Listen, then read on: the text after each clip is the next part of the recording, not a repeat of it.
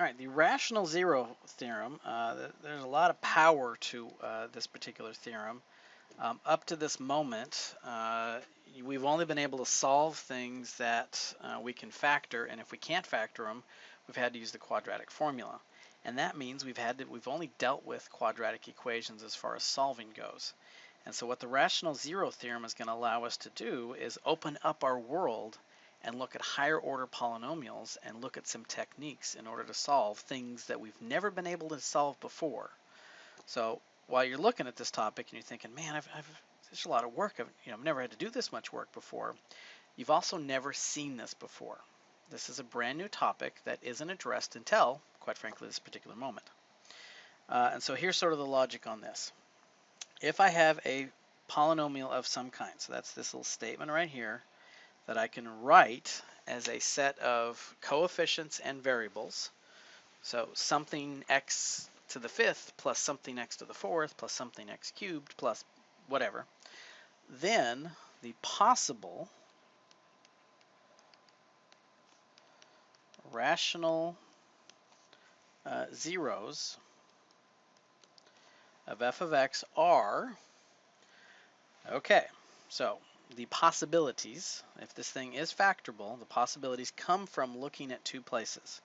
They come from looking at the factors of the last number divided by factors of the first number. Okay, so in other words, I'm going to put this in different language here. We have the factors of the constant term, so that very last term, that we are going to divide by the factors of the leading coefficient.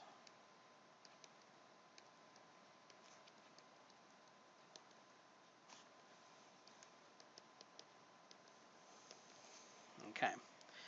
Now, the rational zeros theorem only gives us a list of possibilities. Okay, so a function may have one or more rational zeros from the list, although the function may also not have any zeros, any rational zeros.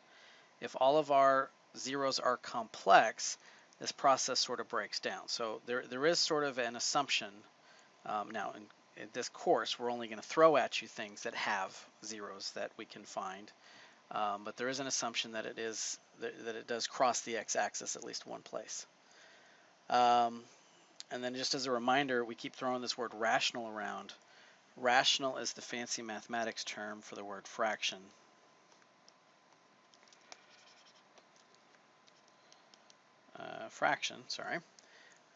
Which is some sort of real expression, so some sort of real number.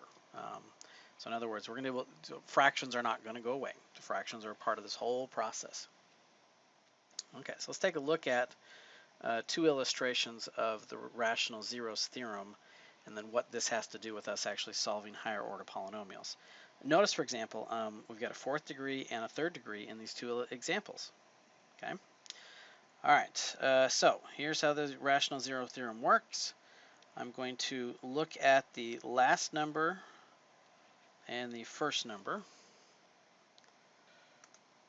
Okay, so the last number here was a 4, and the first number was a 1. I'm going to make a list of anything that multiplies to give me 4. So it could be a 1 and 4, or it could be a 2 and 2. It's pretty much the only thing, right? And then I'll look at the list of the leading coefficient numbers. So what things multiply to give me 1? Well, that's just 1. And so then I'm going to make a list, and it's going to be plus or minus, because it could be positive 1 times positive 4, or negative 1 times negative 4, right? It could be plus or minus. And then I'm going to take each factor of the constant divided by each factor of the leading coefficient. So 1 over 1 plus or minus 4 over 1 plus or minus 2 over 1. Okay, so we generate, because that reduces, we have plus or minus 1, plus or minus 4, and plus or minus 2. So in all, with all of our numbers, we have 6 possibilities, and how many of these 6 could potentially could be actual zeros, and well, it's a fourth degree. So 4 of them could turn out to be actual factors, actually, where it crosses the x-axis. Okay, so let's take a look at the next example.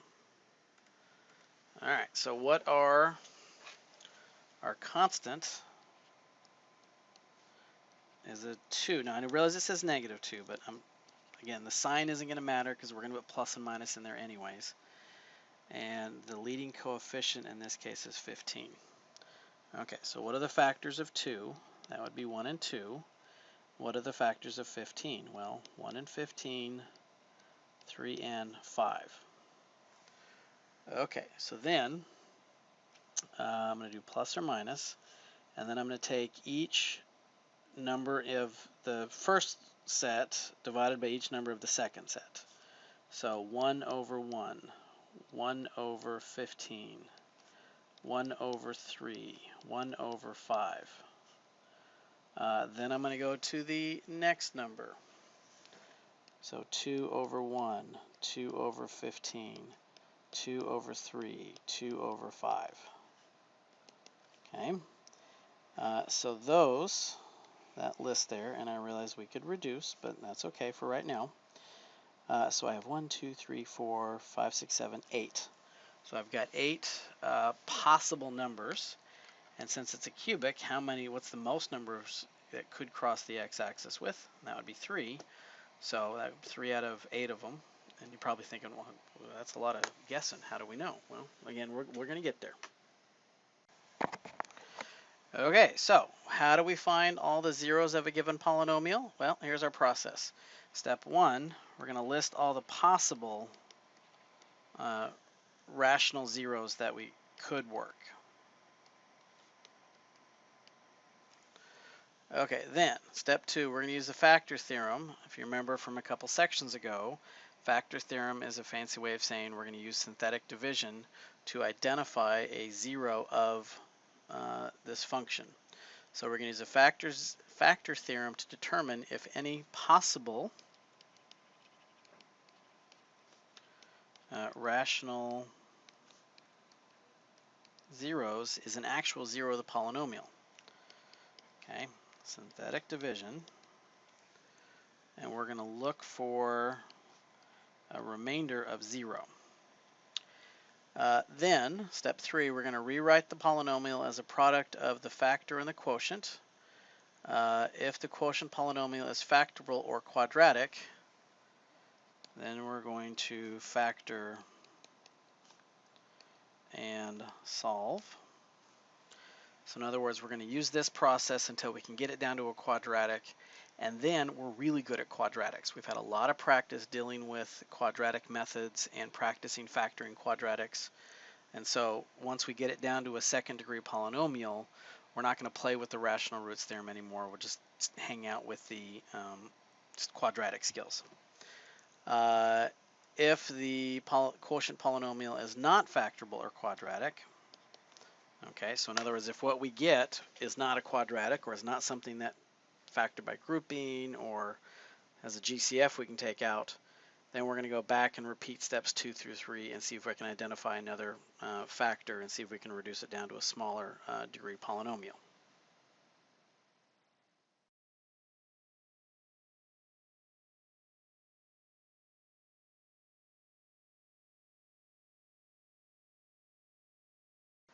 All right, so let's look at our process. We're given a nice, lovely cubic, and we want to first identify our possible rational zeros. So I want to identify anything that multiplies to give me a 3. So our last number is a 3, and our first number, leading coefficient, is a 1. So that's just 1 and 3. Okay, not too many choices there. So I want 1 over 1 and 3 over 1. I want pluses or minuses there, so that means it's either positive 1, negative 1, positive 3, or negative 3. And so I'm just going to kind of play around with this. So let's set up with our synthetic. Let's try positive 1. Actually, let me set that a little lower. Okay, so I need to collect up all of the terms of my coefficients of my variables. So 1, 7, 11, and -3. Okay.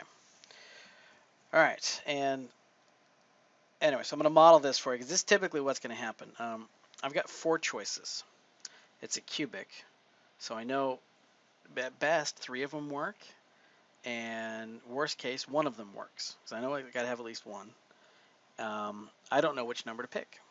So I'm going to pick small numbers. I'm going to start with 1, and if 1 doesn't work, I'm going to go to -1.